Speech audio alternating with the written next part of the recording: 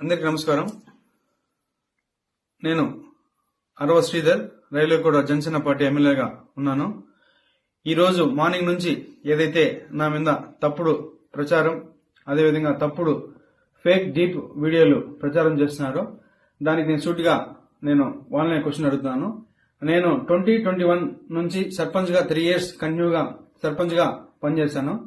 సర్పంచ్ గా పనిచేసేటప్పుడు నా విలేజ్ లో కావచ్చు, లేకపోతే పక్క పంచాయతీలు కావచ్చు, మండలంలో కావచ్చు, ఏ రోజైనా శ్రీధర్ ఇలాంటి తప్పులు చేస్తాడు, శ్రీధర్ పలానా తప్పులు చేస్తాడు, తప్పుడు వ్యక్తి అని నిరూపించండి.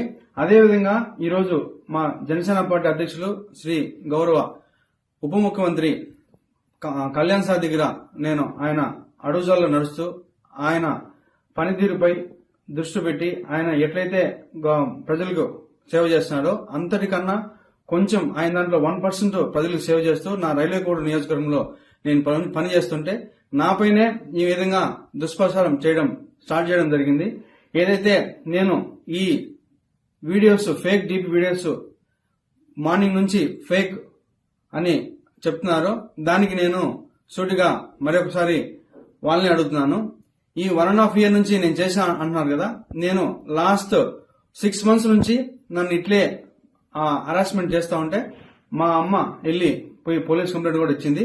కావున దానికి కూడా మళ్ళీ కూడా నేను దీని వెనక ఎవరున్నారు, ఎవరైతే ఈ వాంటెడ్ గా చేస్తున్నారో కూడా నేను చట్టపరంగా కోర్టు నుంచే ఎట్లయితే దానికి తగిన చర్యలు తీసుకోవాలో అదేవిధంగా చర్యలు తీసుకొని